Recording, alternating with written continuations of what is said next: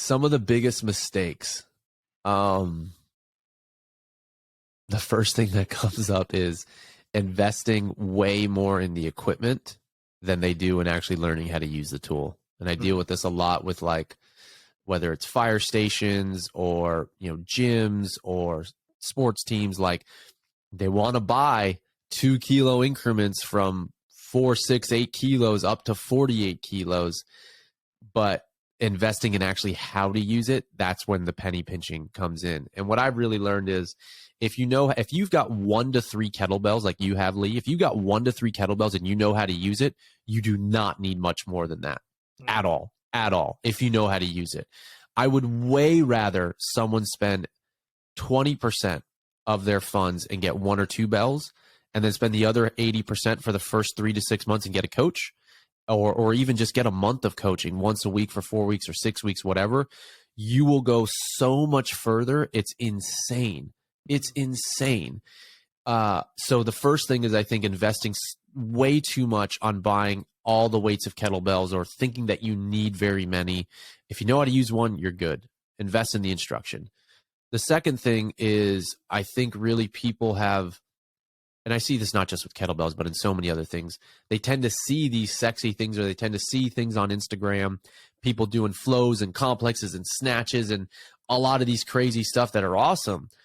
But even when I'm teaching, and oftentimes most of the people I've taught to over the years have been coaches and trainers, even with coaches and trainers, I mean, where often people think they are from an athletic or just a skill level with the tool, it's a very specific tool. It's a unique tool. It's very different than other things that they may be very good at. And so people oftentimes have a very unrealistic picture of where they are. And so they want to do the snatch. They want to get right into it. And I'm like, let me just see it first. So let's see where we're at. And I'll pick out like 15 errors that they're making. And then I'll realize when I actually take it back, not just 1 level, 2 levels, but just take it back to taking them even to a postural exercise or taking them to a floor, doing a glute bridge, because I'm seeing so many things even wrong on the deadlift.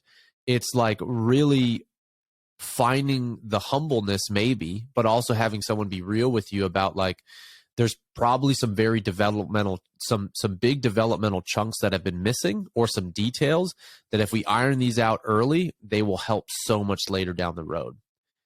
Another big one that comes up in terms of a big mistake, and this is something that I've really refocused on in recent years, with the rise of functional movements and a lot of these beautiful training tools, maces, Indian clubs, club bells, kettlebells, Bulgarian bags, oftentimes, again, those are very intricate tools, very, very specific tools to work with. They require a high level of skill and coordination, and they're oftentimes very dynamic, very total body. And whereas maybe when Paul was starting out, maybe in the movement realm, the machines were the big thing, so the isolation was a big thing. Then I feel like we've gone 180 degrees, and now it's been way, way, way on the functional movement excess side, which is great. But actually, the